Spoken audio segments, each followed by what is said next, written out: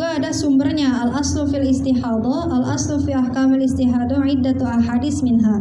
Al-awwal an Fatimah binti Abi Hubeish annaha kanat tustahad. Faqala laha Nabi sallallahu alaihi wasallam, "Idza kana damul haidi fa innahu damun aswadu yu'raf. Idza kana dzalik fa amsiki 'anis shalah. Fa idza kana al-akhar fatawaddai wa shalli fa innama huwa 'irqun." Nah, ini hadis dari Fatimah binti Abi Hubeish annaha kanat tustahad.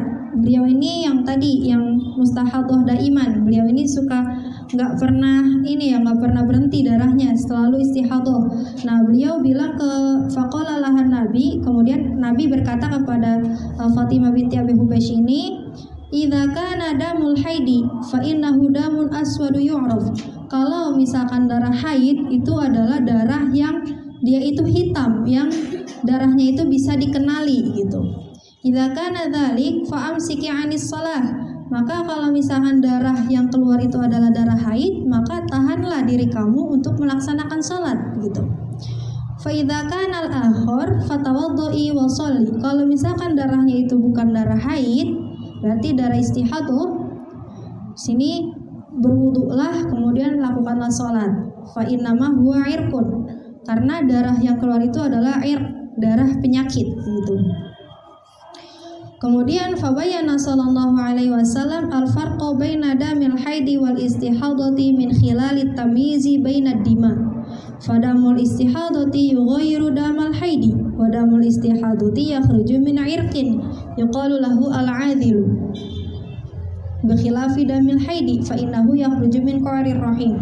Di sini Nabi menjelaskan perbedaan antara darah haid dan juga darah istihadah dari segi perbedaan warna darah ya. Fadamul istihadah yughayyiru damal haid. Maka darah istihadah di sini berbeda dengan darah haid. Darah istihadah itu keluar dari irq, yuqalu lahu al-'adhil. Di sini dikatakan darah istihadah itu ada yang mengatakan dia keluar dari adil, urat ujung dari rahim gitu. Berbeda dengan darah haid gitu.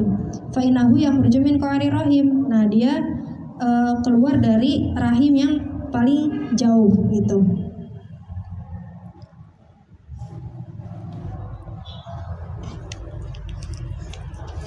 Kemudian yang kedua, atsani an Aisyah radhiyallahu anha qalat, hadis yang diriwayatkan oleh Sayyidah Aisyah radhiyallahu anha, beliau berkata, ja'at Fatimah binti Abi Hubeish ilan Nabi. Nah, katanya beliau melihat bahwasanya Fatimah binti Abi Hubeish ini datang kepada Nabi. Faqalat, kemudian Fatimah ini bilang kepada Rasul, ya Rasulullah, inni imra'atun ustahadu fala adhur. Saya ini perempuan yang selalu istihadah dan gak pernah suci. Afada'us shalah, apakah saya harus meninggalkan sholat aja? Faqala Rasulullah SAW, kemudian kata Rasul, la, jangan. Innama dzalika irqun. Itu tuh darah penyakit, darah istihadah gitu. Walaysa bil haidah, dan itu bukan darah haid. Fa idza aqbalatil haidah fatrukis shalah. Maka kalau misalkan emang itu darah haid, boleh kamu meninggalkan sholat. Tapi kalau misalkan darah haidnya sudah hilang, maka kamu segeralah mandi dan melakukan sholat gitu.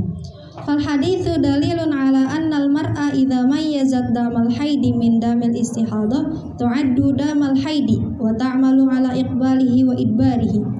Maka hadis di sini menjadi dalil bahwasanya ketika seorang perempuan dia bisa membedakan antara darah haid dan juga darah istihadah. Kemudian ketika dia bisa membedakan, oh ini darah haid nih, maka lakukanlah apa yang diperbolehkan, jauhkanlah apa yang dilarang gitu. Berarti kalau misalkan ini darah haid, berarti jangan lakukan sholat gitu. Fa idzan qada qadruha waqta salat salat anhu. Nah, tapi kalau misalkan darah haidnya sudah berhenti, ya segeralah mandi, hilangkan darah itu gitu. Tsumma sara hukmu damil istihadati hukmal hadath. Nah, kemudian berganti hukum. Tadinya nggak boleh sholat, kemudian karena ternyata di sini dideteksi ini adalah darah istihadah, maka boleh sholat, tapi sholatnya hukmal hadas gitu. Hukumnya adalah orang yang berhadas gitu. Fatawaddu'u likulli sholatin kama sayati tafsiluhu. Nanti kalau orang yang istihadah itu setiap mau melaksanakan sholat itu diwajibkan untuk selalu memperbarui wudhu gitu, karena dia dalam keadaan hadas gitu. Nanti ada cara-caranya di belakang. Kita akan membahas satu persatu. Idza arafta ma taqaddam fa'lam anna ad-damal kharij minal farji la yakhlu illa ayyakuna wahidan min hadhihi thalath fa imma ayyakuna dama haidin aw nifasin aw istihadatin. Nah, maka ketahuilah yang tadi sudah kita bahas dari darah-darah yang keluar dari vaginanya perempuan itu tidak jauh dari tiga itu. Yang pertama adalah haid, yang kedua adalah nifas, yang ketiga adalah istihadah gitu. Jadi tidak lebih dari itu gitu.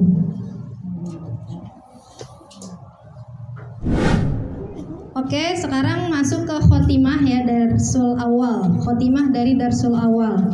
Khotimatun fi hukmi rutubatil farji.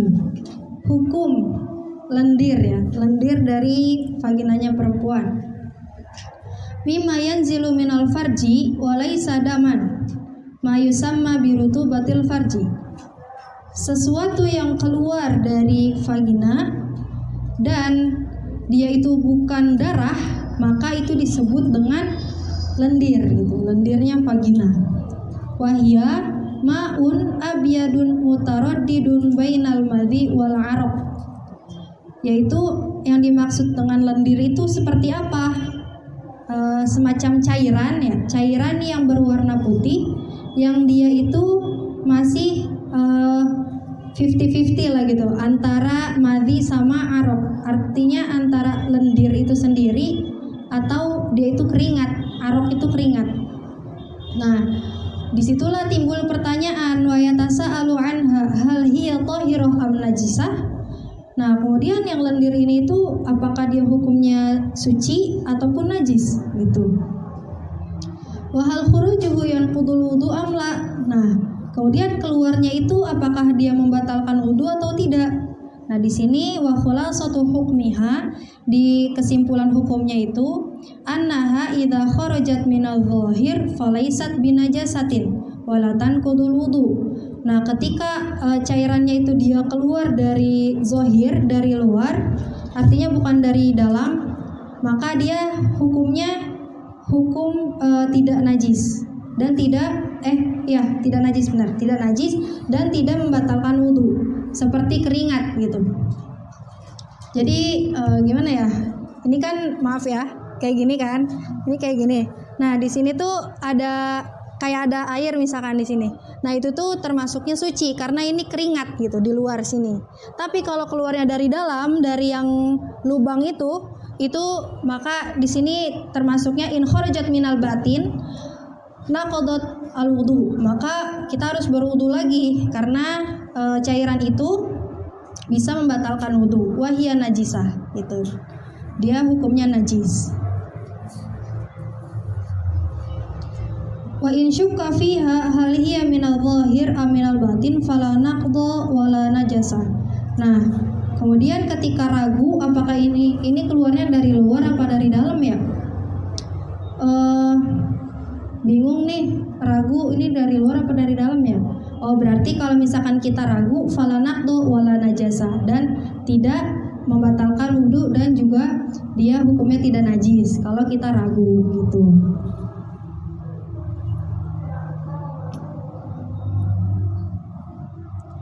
Wa dhahir huwa alladhi yajibu ghusluhu fil ghusli wal istinja.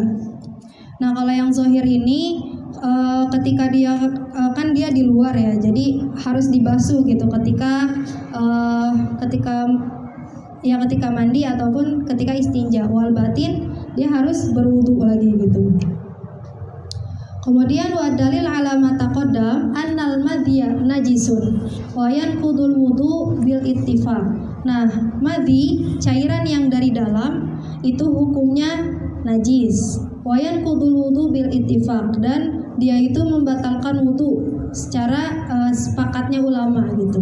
Wa wasfuhu annahu minal batin. Karena apa? Karena sifatnya itu dia dari dalam. Fa idza kanatir rutubah minal batin fahiya kal madhi. Maka segala sesuatu atau lendir yang dia itu keluarnya dari dalam, maka dia dihukumi seperti hukumnya madhi. Kemudian fa'in kanat minal dhahir faqad ashbahatil araq. Tapi kalau dia keluarnya dari dhahir, dari luar, maka itu menyerupai keringat. Maka wala araq tahir, dan keringat itu hukumnya suci, wala yanqudul wudu, dan tidak membatalkan wudu. Nah, tapi wa fi halati syak, tapi kalau dalam keadaan ragu, fa innal yakin la yuzalu bisyak, maka kalau kita yakin ini kayaknya keluar dari luar deh, oh berarti nggak membatalkan wudu gitu. Jadi adanya keraguan, misalkan ini dari luar atau dari dalam ya kira-kira, biasanya kan kita kerasa gitu ya, oh dari dalam, oh berarti kalau kita yakinnya dari dalam itu naqadat wudu gitu, berarti kita harus wudu ulang. Nah, tapi kalau kita yakinnya misalkan, oh ini dari luar deh kayaknya, tadi nggak kerasa kok dari dalam, oh berarti itu kita yakinnya dari luar, berarti kita nggak perlu wudu lagi gitu. Karena al yakinu la yuzalu bisyak gitu. Segala sesuatu yang kita yakini berarti itu yang dihukumi gitu. Karena keyakinan tidak bisa dihilangkan dengan keraguan. Seperti itu. Bismillahirrahmanirrahim. Darsusani fisinil haidi wa muddatihi wa alwanihi wa sifatihi. Pelajaran yang kedua, di sini kita akan menjelaskan seputar umur atau usia menstruasi atau haid, wa muddatihi, masa umumnya, kemudian masa minimal, masa maksimalnya haid, kemudian sifat-sifat darah haid, kemudian darah haidnya itu warnanya apa aja gitu. Oke, langsung ke awalan, sinul haidi, umur atau usia menstruasi, usia perempuan yang haid. Aqallu sinnin yumkinu ayyatiya fihi al-haid al-mar'ah tis'u sinin qamariyatin takribiyatun. Nah, di sini masa minimal haid atau masa minimal perempuan yang menstruasi itu adalah 9 tahun Hijriyah. Tapi 9 tahun yang di sini itu takribiyah, enggak pas gitu, boleh kurang. Nah, nanti kurangnya itu berapa kita jelasin. Wa qauluna takribiyah ay annahu yughtafaru naqsu muddatin la tasa'u haidon wa tuhur wa hiya ma kana duna 16 yauman. Jadi yang dimaksud dengan takribiyah 9 tahun kira-kira itu adalah 9 tahun yang tidak melebihi masa minimal haid dan masa minimal suci, yaitu 15 hari. Kalau misalkan dia ada seorang perempuan kelas berapa berarti 9 tahun itu? Kelas 3 ya? Kelas 3 SD ya? 3 apa 4?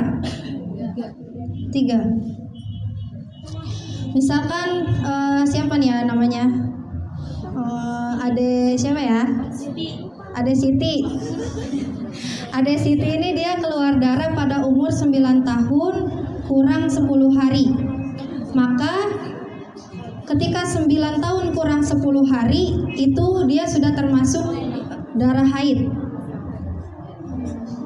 Tapi kalau misalkan si Ade Siti ini misalkan Ade Siti dia di umur 9 tahun kurang 10 hari keluar darah, mama ini darah apa ya? Oh ini darah haid, karena mamanya lihat kalender, oh kamu 9 tahun kurang 10 hari, oke, berarti ini darah haid gitu. Terus temennya ada temennya Siti, siapa ya namanya? Siapa? Maimunah. Siti, masa kemarin aku udah haid tahu gitu. Emang beneran kamu udah haid? Iya, soalnya kata mama aku udah haid, soalnya aku keluar darah gitu. Coba tanya dulu mama kamu sebenarnya umurnya 9 tahun kurang berapa atau 9 tahun lebih gitu. Ternyata, ma gimana dong? Lihat dong di kalender aku umurnya berapa. Oh ternyata 9 tahun kurang 20 hari ya. Lah ini mah berarti kalau kata Siti bukan darah haid mah, tapi darah istihadah. Karena darahnya itu dia kalau misalkan kurang 9 tahunnya itu nggak boleh kurang dari 15 hari. Ngerti nggak? Jadi kalau misalkan lebih berarti bukan darah haid tapi darah istihadhah. Gitu.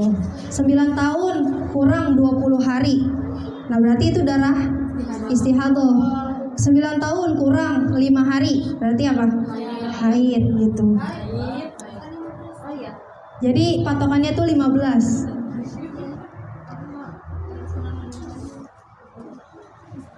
Amma idza kana tasau aqallu tuhrin wa haid wa huwa 16 fa akthar fa inna damal ladzi ataha qabla zamanil imkan damu istihadhah gitu.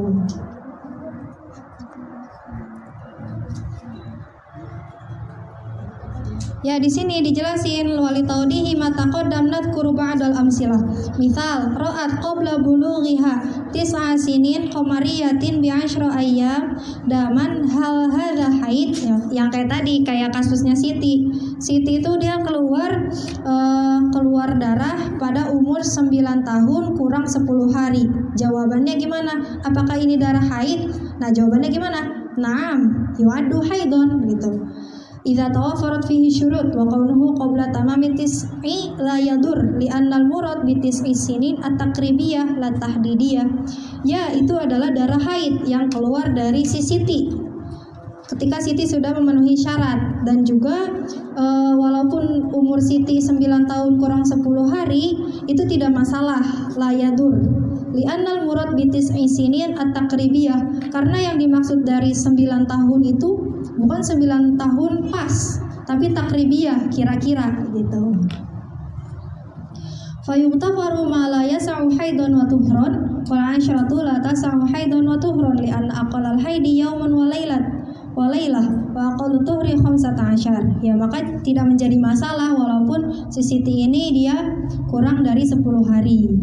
Tuh. Nah, yang kedua ini kasusnya si Maimunah. Maimunah ini gimana? Ra'at qabla tamami tis'i sinin bi syahrin daman istamarra 5 ayyamin hal yu'addu haidan amla. Lah, ini kok ternyata Maimunah dia keluar darahnya pada umur 9 tahun kurang sebulan gitu. Nah, kemudian sampai daman istamarra 5 ayyamin hal yu'addu haidan amla. Nah, wal jawab annahu laisa bihaidin gitu. Nah, itu tuh bukan haid, li annahu ata qabla sinil haid, karena darahnya itu keluar pada saat bukan waktunya haid gitu, bukan waktunya usia minimal haid. Wasinul haid huwa tis'u sinin qamariyah takribiyah fa hadza damu istihadhah wa fasad. Maka si Maimunah ini kecil-kecil berarti udah ngalamin darah istihadhah gitu. Kemudian tanbihun la akhira lisinil haid wa huwa mumkinun madamatil mar'ah hayah. Nah, di sini tidak ada batasan selesainya haid itu kapan. Ya, mungkin selama perempuan itu masih hidup dia masih haid gitu. Tapi wa amma ghalibu sinil ya'as minal haid, tapi pada umumnya masa menopause ya, sinul ya'as. Ya'as itu kan kalau kita artikan putus asa kan. Nah, di sini tuh artinya menopause. Jadi orang-orang yang udah tua renta gitu, biasanya kan udah menopause gitu. Nah, di sini umumnya menopause itu kapan? Fahuwa itnatani wasitu nasana. Di sini umurnya 62 tahun gitu.